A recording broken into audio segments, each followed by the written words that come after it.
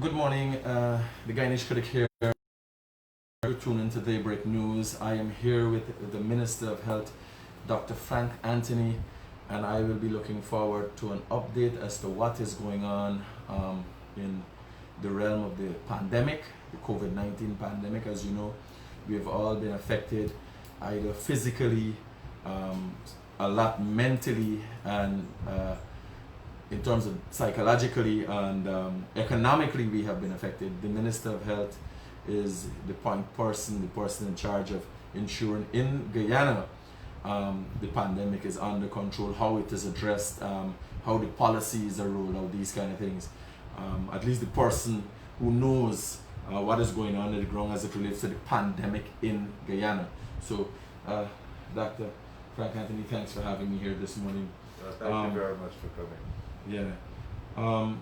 As you know, and the last time we spoke about what transpired for the last 5 months at the beginning of the pandemic and how it was dealt with. But you would have been in this office since the last time we spoke, and you would have an understanding of what is going on. Please give the Guyanese public an idea of where we are and what you're doing and what we can expect, since, by the way, the COVID-19 numbers are going up. Yeah. Well, the COVID-19 numbers are going up because we are testing more. So as we test more, we are going to find more people who are positive. In the past, we weren't testing as much, and therefore we did not have a true picture. So we are getting closer to that true picture by doing more tests. On average, we are now doing between 250 to 300 tests per day, which is higher than what we were doing before, when it was about 21 or 30 tests per day. So that's one of the reasons why we are finding more people. Now, the situation in regions vary. We have teams in every region that is monitoring what is happening in those regions. And as of now, the hotspot, so to speak, is in Region 4. We also have more cases, a spike in cases in Region 1, especially in the Mabaruma area. And we had some cases in Region 9, but those cases have come down a bit. We had a challenge in Region 7, that too has come down. So about 2 weeks ago, these areas were hotspots. We have been able to put control measures in them, and now we are seeing that the hotspot is really in 4. Right? So we have an epidemiological team that would assess on a daily basis where the cases are from. They would reach out through contact tracing. We would isolate those persons who have tested positive. So the idea is to test. Once we have tested and the person is positive, to then isolate that person so that they're no longer in contact with the general population, so that they stop the spread of the infection. And the contacts of those persons who have tested positive, what we want to do is to find out who they have been in contact with, and then try to work with those persons to test them or to put them in quarantine. So while we're doing all of that, I think over the last day or two, people might have been a little bit alarmed because they have seen a steep rise in cases, especially in Region 4. It is not the general population in Region 4, because we had conducted 200 tests at the Lusiknan prison, and of those 200 tests, 142 came back positive.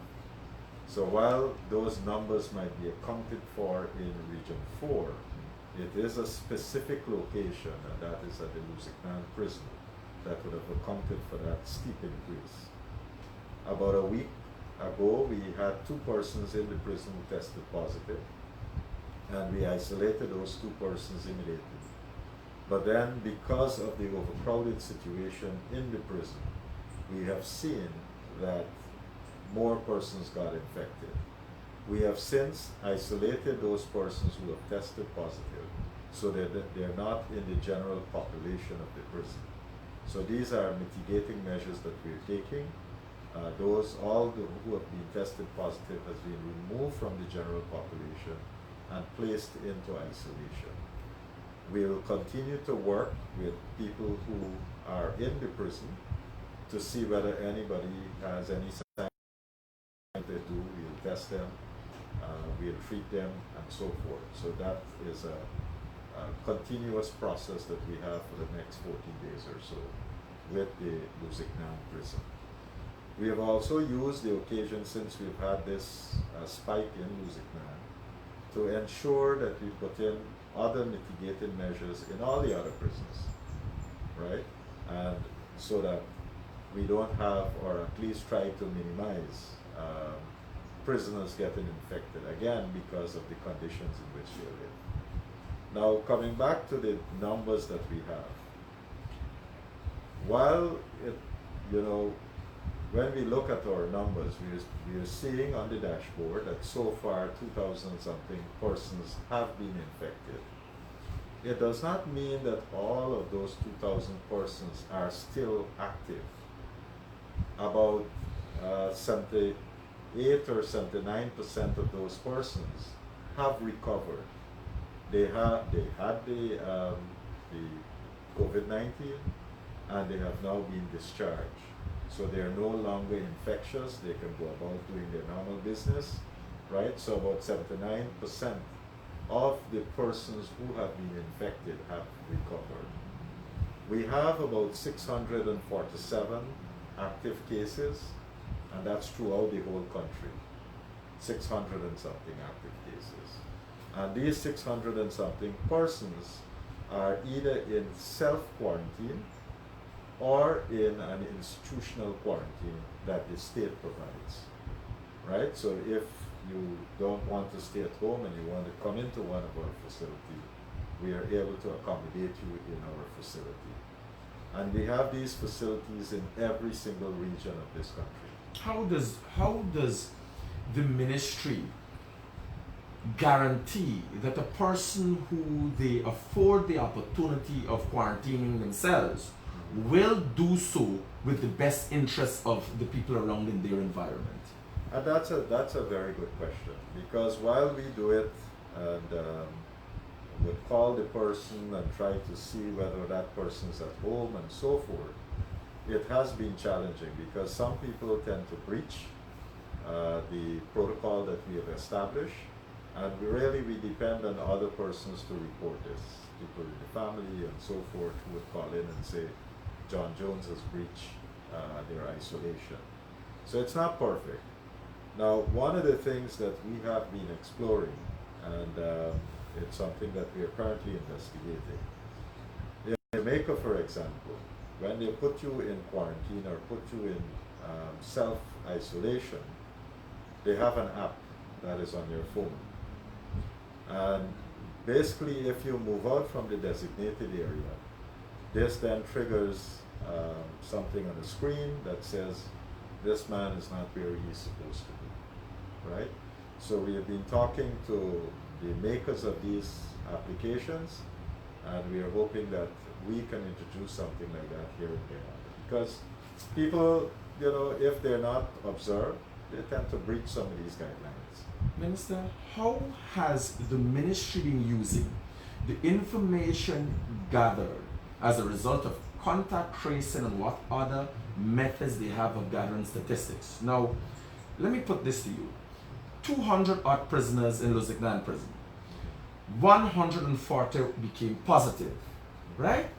That is as a result of their close parameters, of which exists an environment like exists at Border Market, Stabrook Market, every other market, in Georgetown, at parties that continue.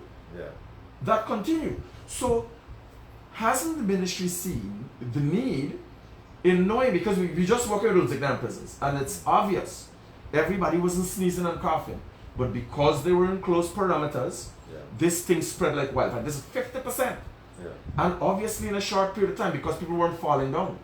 It was known because it's just 2 individuals were tested, then they do complete testing, and found more than 50% of the prisoners with COVID-19. And most of the people that we actually tested there were asymptomatic, had Well, no signs or symptoms, right? How is the ministry using this information? Because I do not see a collaborative effort with law enforcement. I do not know. Obviously, there's something going on behind the scenes, but I do not see law enforcement being, forceful with enforcing their bars that still open on the East Bank. Their bars, the East Coast, the East Coast is taking a more proactive approach. Some places in Region 6 are taking a more, but because some places are not following up, some are following up. Well, on a weekly basis, when we compile all the statistics of the situation in the country relating to COVID, we will share this information with the police.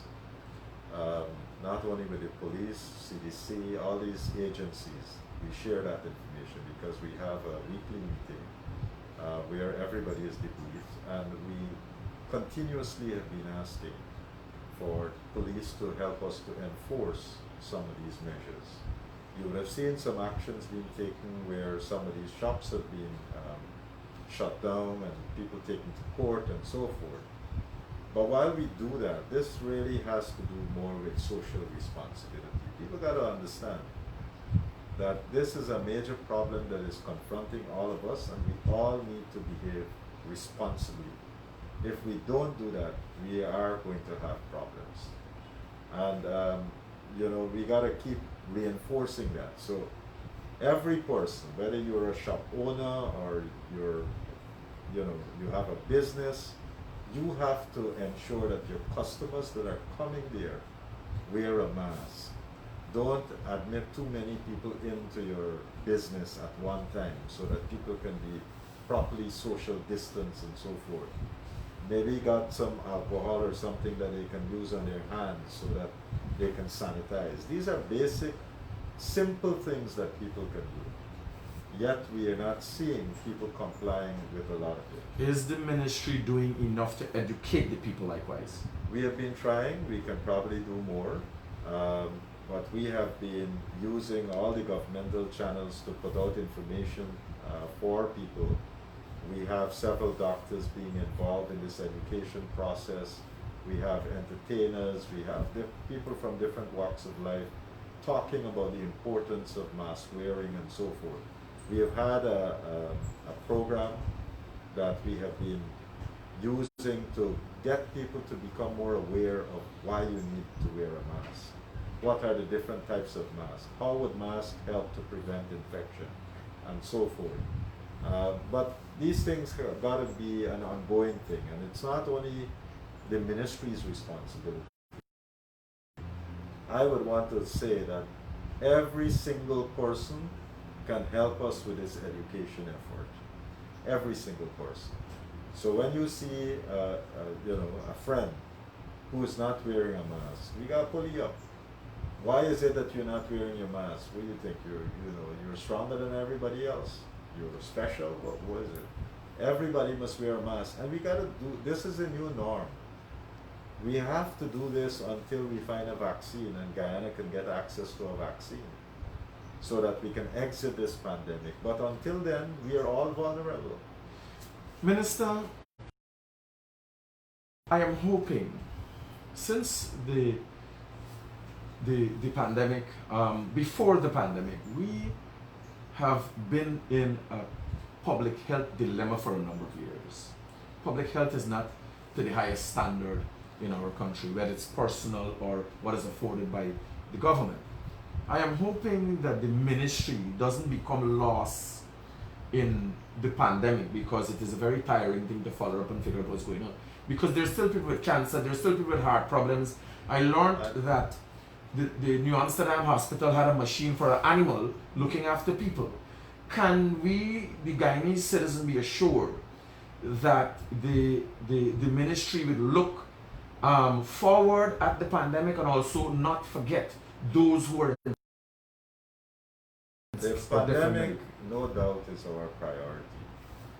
No doubt about that. And we are putting all the systems in place to make sure that we if anybody gets sick and come to the hospital, that they have a bed, we can hospitalize them, we can treat them properly and so forth. So we have spent a lot of energy on that, getting ventilators, PPEs, getting the types of medicine that we know in other countries is working, like remdesivir and so forth, ivermectin and things like that. These are medicines that are being used in treatment protocol. We didn't have them. We have been able to get them in. So our critical patients now, like anywhere else in the developed world, would be able to access these things, right? So we are doing that. But you have raised a very, very important point, and that is, among the people who have died, there are two big things that we are seeing. One is that they're older, so once you're like more than 60, you're at an increased risk. And we have seen persons above 70 and above.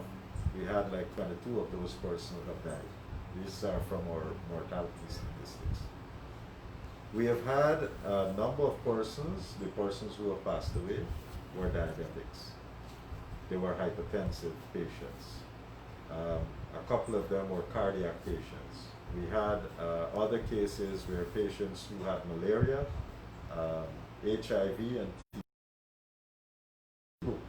they all had another underlying infection or an underlying disease. And in a lot of cases, these chronic non-communicable diseases like heart problems and high blood pressure. With a vulnerable immune system. Right. Make these persons more vulnerable, put them at risk. And if you have these conditions and you are not getting treatment, you are not going to your health center and so forth, then you can imagine these conditions on their own, when they're out of control, would kill you. So imagine now you got these conditions and now you put yourself at risk for COVID and you get COVID. In some cases, what we found is that people come into the hospital for these other conditions, right? And because the hospital now got a policy that every patient that come in, they're testing them for COVID. The person come in, they're critical for heart condition or whatever. But when they test them for COVID, they're positive for COVID. Eventually, if they get a severe form of the disease, they die, counted as a COVID death because of the other conditions that they have. So in a lot of cases, the COVID is just the push. Maybe you can put it that in the terms, layman terms. So the thing is, this is a challenge, and that is why a lot of our programs for the other diseases like hypertension, our health centers since March, health centers, to make sure that people have access to care. And also, even when people were going to the health centers, there was a challenge. They didn't get medicines because, the government then did not buy a lot of the medicines that these people needed. So we are now trying to fix that, right, by getting some emergence of medicines so that the health centers now can have medicines. We are still in that process of procuring these things and putting them at the health centers because it is a challenge, right? Now, while we focus on COVID-19 because that's our top priority, we're not neglecting things like TB or HIV or these chronic non-communicable diseases. We got to deal with all of them, right? But again, the problems that we have, let's say with HIV, there weren't any antiretroviral drugs. So patients who were stable, and we have close to 8,000 patients who are on ARVs, these antiretroviral drugs. Many of them were not able to access their drugs. So what we literally have is people who were sick, were doing well because they were drinking their medication or getting access to medication, drinking it. And now suddenly you got a disruption, they're not getting medication, right? When they got to go do their tests and so forth, they're not able to get those tests. So all those things now we got to restore. So again, we are bringing in medication to try to fill that gap and then to stabilize the situation going forward. So it's really a big challenge that we are confronting. In this short period of time, we have been trying to fix a lot of these. Many of them as yet, but it's in the process of being fixed. Because again, by the time you buy medicine and bring them into the country, get it distributed, it takes some time, right? Minister, all that we're talking about involves money. Yes. We are in the midst of budget debates. Yes. Can you tell me what the Guyanese citizens could expect as it relates to the Ministry of Health rolling out? Because budget is money allocated for something, and what's going to be rolled out. Give me some pointers as to what we can expect. The Ministry of Health actually got a very big budget. We got about $51 billion. Unfortunately, 20 billion or so was already spent because of the months from January to say August, and we have the rest to deal with from August going forward to December. Now, some of the things that we are going to be spending money on, we have a $3.2 billion procurement in emergency medicines for all the things that I just spoke about. And then we have a $14 billion that... The $3.2 billion, since you're there, just a quick question, Stitchin. Recently I saw an article about $5 million, I think US dollars, in medication hiring. Do you know about that? Oh yeah, of course. Are things being put in place to ensure that Guyanese money are not waste? So we're trying to, first of all, get rid of the bad stuff, because we have a lot of expired medicines at the bond. And that, apart from it being expired, it's taking up a lot of our bond space. So we need to... Would that be the Sussex Street bond? Is this the Ministry of Health still using the Sussex Street bond? The Sussex Street bond, the contract has come to an end. So we're no longer there. We're using government bond. This is the one at Diamond, and we have one at Kingston, right? I know that they had at one time not just Sussex Street, but the Ocean View. Ocean View was at one time being used as a bond as well. And you had some other places that the ministry was using. All those things off-site, we have closed them. They're government bonds that we have to use. And so that we can save the money, because remember the Sussex Street bond, they were paying close to 12 million or something. $12.5 million a month. A month, right? So we can save that money and put it to other use. But expired things, we are getting rid of it so that we can free up space at the bond. The 3.5 million or so that we are using, or 3.2 that we are using, billion dollars that we're using for emergency purchase. These are for medicines such as diabetes and so forth that we'll be buying. And then we have another 14 billion or so in the budget that we'll use to stabilize our medical supplies. Are policies being implemented to ensure that there's no wastage or expiring of goods in these kind of medical supplies? A couple things that we have put in place. We want to buy medicines that have longer expiry date, and so that once it come in, you have a longer time. Even when you distribute it out to the regions, they have appropriate time in which to make sure that patients get the medicine. If you buy something with a 6 months expiry date, you can understand what would happen. Medicines, when they manufacture them, you can have as much as 3 to 5 years down the road where you know the expiry date. So we need to make sure that our medicines that we're buying have those longer expiry date, and then even when it gets into the system, that it come out first and go out to patient, and the people who really need this thing can have access to it. So those systems are being put in place. So what else is rolling out in the budget? We're up to 1.3 billion for emergency. Well, the thing is, apart from those monies, the other area, major area that we're looking at is the rehabilitation of Ocean View, so that we can have more patients in there. We have started to use the facility, but we are getting a lot of problems with it in terms of plumbing and so forth. Plumbing is a major headache down there because they've used PVC pipes and connected to galvanized pipe and all kinds of nonsense. So when you got pressure coming through, the things are And so it creates a big problem to have patients there. The previous government minister, since you're on that, paid a contractor to do a job. The government didn't do the job. They paid 8 Are contractors. the, 8 are different those contractors being held responsible now to ensure that they the proper completion of a job? We are holding them responsible, and we have them fixing some of the work. But we need to make sure that these things is done. That's the challenge that we have. And you know, we put people there every day to oversee some of these things. The water system is not connected to the GWI.